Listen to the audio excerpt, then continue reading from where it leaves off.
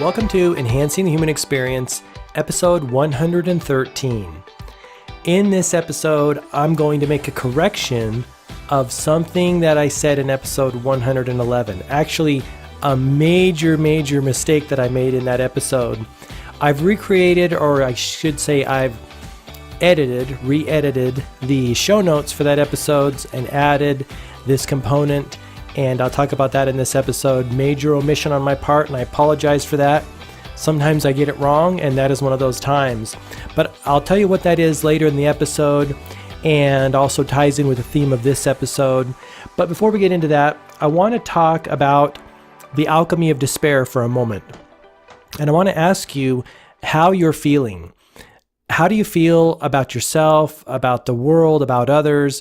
What kind of emotions are going on inside of yourself?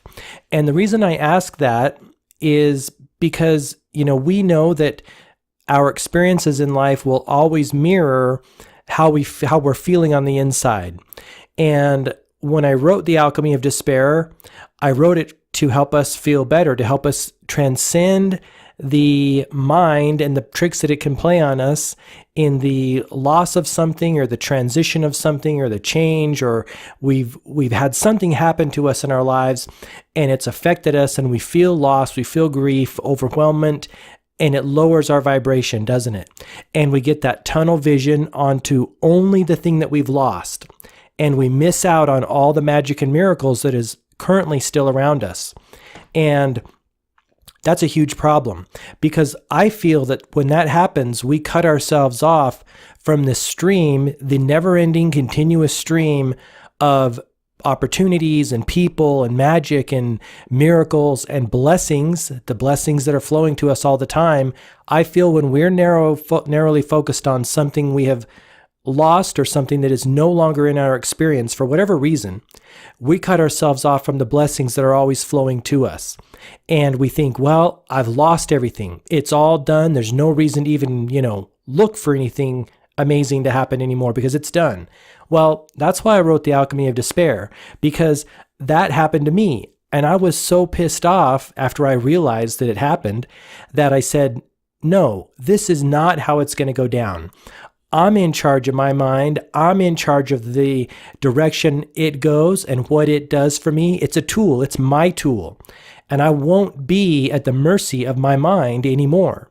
And so I went through all of my notes and all the best of the best tools and techniques to make the mind my servant and to tune myself back up to the infinite stream of blessings and abundance that is always flowing to us. And so I gathered these 17 ideas and practices and concepts and put them in this book, The Alchemy of Despair. And to this date, it's my best-selling book, which in some ways surprises me because I'm not in that space anymore. Once you realize, and maybe you've experienced this in your own life, but once you realize and wake up to the fact that, hey, you've been kind of duped, or you've been led astray by a thought, by a perceived loss of something, even though there's infinite other somethings that are always flowing to us that are better and better and better. I really do believe that it just gets better and better and better if we allow it, if we allow our life to get better. And so even though I'm not in this space anymore, well, I shouldn't say that. Sometimes my energy dips, my vibration dips, or my mind goes back to thinking, what isn't happening that I want to happen, or what happened that I didn't want to happen. And my mind goes there to some degree. But now that I'm aware of it, and now that I'm aware of that game that my mind plays, and in kind of sometimes gets tuned into the overall negative vibration in the world. There's positive things going on and negative things going on, but sometimes my mind does get a little bit tuned to the negative situations and experiences in the world. And in my own experience, right, there's positive and negative in everything we look at in the world, even in our own lives or our businesses, whatever. But we know, you and I both know, that when what we focus on is going to expand. If we focus on the perceived negative, and if we perceive negative situations or negative experiences that we're having, then we're going to have more of that, right? So my mind still goes there on occasion, but not to the degree that it did and that it has in the past. because I know better now. And I know that I'm in charge, right? I'm in charge of what I'm thinking. And so even though my mind doesn't go there as much as it has in the past, still sometimes does, and I still use some of these techniques. Things like reading spiritual literature. That's one of my favorite ones, because literature written books, I'm talking about like the Bhagavad Gita or even Tao Te Ching or Abraham Hicks stuff or any of the New Thought movement people, especially yogis or saints or sages who operate pretty much in the high vibration all the time, or most of the time, I should say, because they practice that, right? They're really well practiced and versed in keeping their vibration high. They don't let it drop down like the majority of us do in the day-to-day world, right? They've dedicated their lives. They put the right kind of food in their body. They put the right kind of thoughts in their mind. They practice rituals, have techniques. They really pay a lot of attention to making sure their vibration is really, really high, and that their spiritual, knowledge is really in tune, and their spirituality is really in tune, so that they can go out into the world and do good work in the world. That's one of my favorite ones. Reading spiritual literature, watching spiritual videos. That's another awesome one. Spending time in nature, just going for a walk. And it doesn't have to be off in, the deep, dark woods. It can be walking by a river with trees. That's as much as it can be, right? It doesn't have to be a trek out in the middle of, nowhere.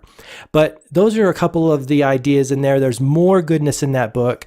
So if you want some help tuning yourself up, check out that book, 17 Practical Ways, the best of the best that I've ever discovered. Even to this date, even years after I've written it, those are still my go-tos, and I really haven't found a lot more that I would replace one of those 17. So I just want to spend a moment talking about that. If you feel like your energy is a little bit dipping, or if you feel like you're disconnected or in a negative space, check out that book. It's available in Kindle format or paperback on Amazon. And if you don't want to read the book, you don't have to, because I've included a free MP3 with that book, and you can get that through a link in the book. So that's Alchemy of Despair. Let's get into the episode for today, for this week. So as I mentioned, in episode 111, the success formula, focus plus courage plus effort plus time will give you the results that you want. I left something out of that formula, and I apologize for that. And it only was this last week, as I'm retuning and tuning more into my higher self and allowing things more to happen and being more of a channel and a conduit for things happening in my own business and my own life, that I realized that. And I had to go back and revise the show notes and make sure that that I had realized that I had, omitted something. And what I omitted was alignment. That's why I thought in this episode I would focus on alignment, talk about my experience with it, what I know about it, so that it will help you on your journey. So alignment is huge, and it's the major omission that I made in that formula. And as I went back and looked at the formula, the biggest mistake that I made there was when I chose effort as being a component of that formula, as one of the 4 parts of that formula. Now, I still would not remove effort/action from that formula, because we need to take action in the world. But before we take the action, we need to be in alignment. And we came to take action. We're physical beings. We're spiritual and physical beings living in this world. And so I'm never going to throw action out the door altogether, because that's part of the fun of life. Interacting with one another, acting on our inspired ideas, that's the awesome part of it. So I'm never going to remove that from the equation. But as I mentioned in the revision of my show notes there in episode 111, the success formula, alignment is the underlying theme through all of the equation. It starts at the beginning when we align ourselves, when we align with our higher selves, our inner being, our higher wisdom, also the source, right? God, infinite intelligence, divine intelligence. We align ourselves first with that. And then when we are in alignment, we focus on what we want. We take the action, we put the time in, we put the effort in, and we develop our courage. But alignment is that underlying theme that goes through all of it. And so really, really important in life. When we're out of alignment, nothing's going to work anyway. And so taking the time to get into alignment makes the action a lot more fun and a lot more effective. I know that's an understatement by a big degree, because it is all about the alignment. And you've probably experienced this in your own life when you're in alignment and feeling really tuned in to who you really are. You're really in your power center, right? You're not going against yourself or pushing against yourself in your mind by thinking thoughts of unworthiness or undeservingness or not readiness, or you don't love yourself, all these things. That's what I call, pushing against yourself, and you're fighting an internal battle with yourself. That's out of alignment, because when you're fully in alignment, you know you're worthy. You know that you love yourself. You know that you deserve whatever's coming to you. You know that you're meant to receive all the blessings that are available to anyone on the planet, right? You're a being having the same access to all the blessings that anyone else has. The only reason someone else has them is that they have allowed them to come into their experience. And this is the reflection for all of us. And something I think about all the time, that if I don't have a certain experience, there's no one else keeping it away from me other than me, right? Back to that internal battle. Lack of self-love, lack of self-deservingness, self-worth, or respect, or trust, or confidence. It's an internal game we're playing here, and you know this. So when we are not getting what we want from the game, or we're not getting the results we want, there's nothing else to do other than to go within and say, look, what's going on inside of me that is causing me not to get the results that I want? Because no one's keeping it from me, because no one has access to the channel that I have connected to source, and has access to the channel you have connected to your source. If you block the channel, if I block the channel to my source and me, just like if you block the channel to your source and you, it's going to cut it off. I really look at it like this, like ultra encrypted Ethernet cable going to source, and no one can hack it. No one can hack it unless we give them the code, right? Here's the code, you can hack my source. And by that, I mean, they say something to us and we allow it to get into our mind and affect us, right?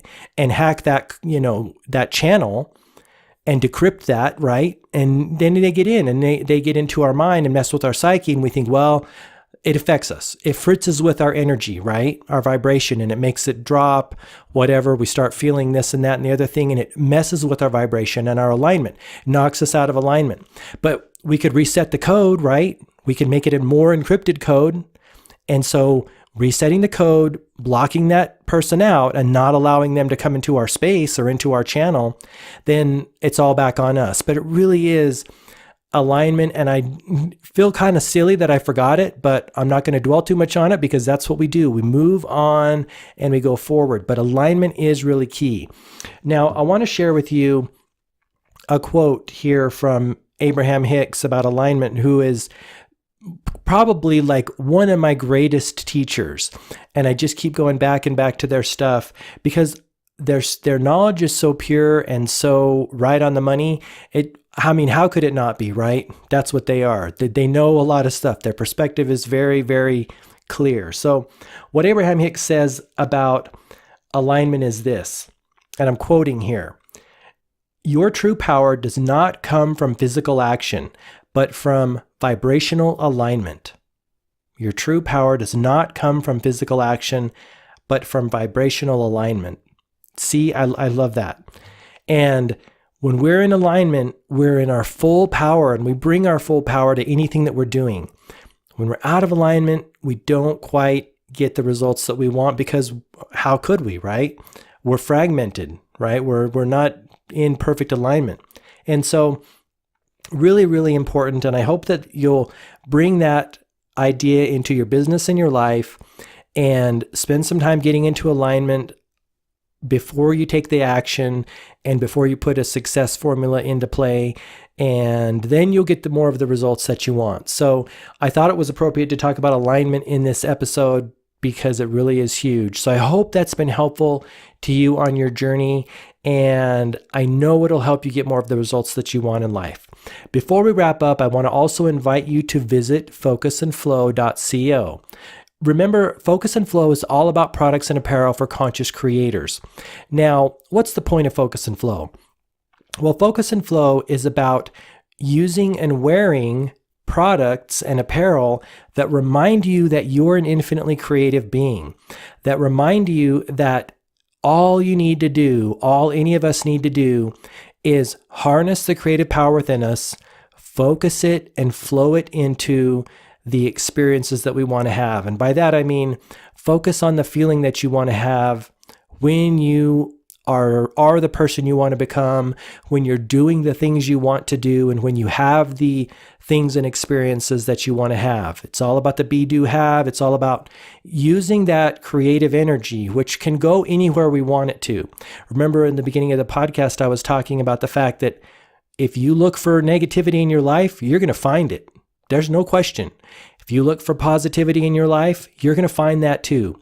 Wherever we focus, we're going to magnify situations, and it's all about perspective in the game of life. It's all about perception. When you perceive something in a certain light, it becomes that. When you perceived it in a different light, it becomes that. So Focus and Flow is about helping you remember you're an infinitely creative being. Your source energy, you're the one universal consciousness, and so am I, that is having this perception of being in a human form, or this perspective of being in human form and living this life, right? When we go away, the force or the energy that is us, that's flowing through us, just like it's flowing through animals and birds and trees, will go back, and who knows what happens after that. But I know that it won't be in our body anymore, at least in this form, because our body, our physical body, our bones and skin and minerals and water, which are all just kind of like clay, right? I talked about that a few episodes ago. I really view us as little dancing clay figures with this animated God force or God spark within us, and then we're going about doing our thing, right? When that force goes out, when that spark goes out, then we'll just be clay again.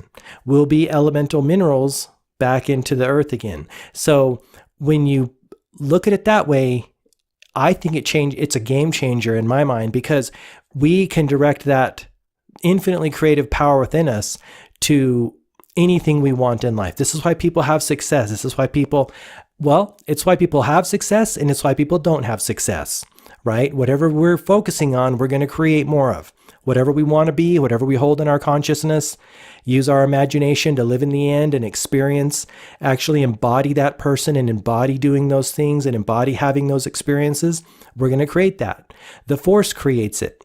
Whether you want to say that you create it or the source creates it, that's all a little bit more semantics, but that is the power that we have as human beings. And so something not to be taken lightly, and that's what Focus and Flow is all about. Helping every human being remember that we are focusing creatures.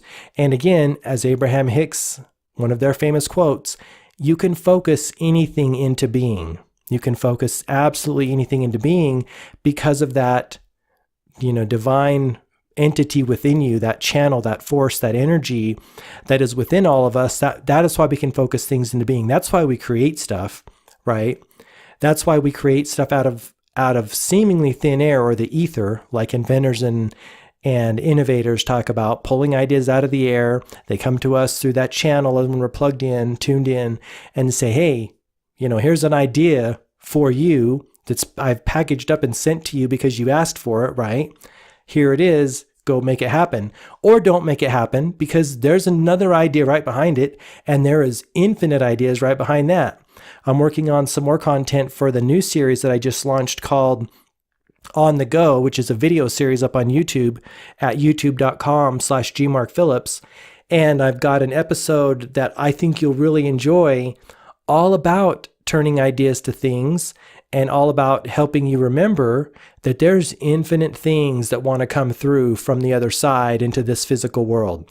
And not only is there infinite things that want to come through, but infinite things that want to come through to you, specifically to you, wherever you are, whatever you do.